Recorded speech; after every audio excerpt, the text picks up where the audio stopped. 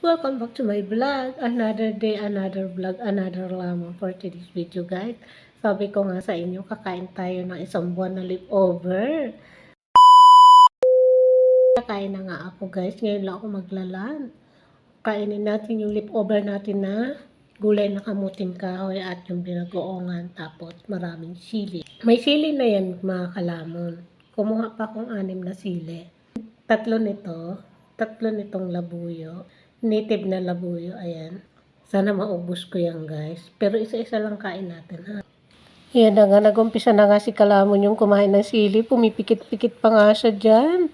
O, diba? Uragong kasi daw siya, kaya siya kakain ng sili. 6 na sili nga daw yan. Ox daw nga.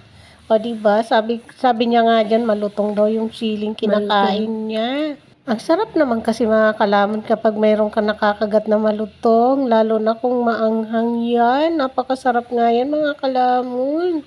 O diba, hindi niya na mapigilan yung pagkain niya dyan. Ano nga daw ang nakakain niya dyan na sili? O diba, panay ang kain niya dyan ng sili. Ano bang pagkain niya dyan? O diba, 2 na nga lang daw ang natitira niya. Anghang nga daw yung kinakain niya dyan. Nagiinit na nga dyan mga kalamon yung kabilang pisngi ko dyan sa kabilang tainga na yan. Kung nga sa inyo dyan yung sili na yan dahil nga napakaanghang nga yan, labuyo na yan, pero wala. Gusto ko talagang kumain, naluluha na nga dyan si kalamon nyo. Tinuturo ko na nga dyan yung pisngi ko na maanghang na nga raw. Init na nga yung kabilang pisngi na yan. Na sili, guys. O diba, kain pa rin siya. Kain slide nga tayo dyan ng sili. Sabi ko nga dyan, kulang pa yung sili na yan. So yun lang, maraming salamat. Bye bye mga kalaman at kapatay gutom. Na nag-enjoy kayo sa aking mukbang. Bye!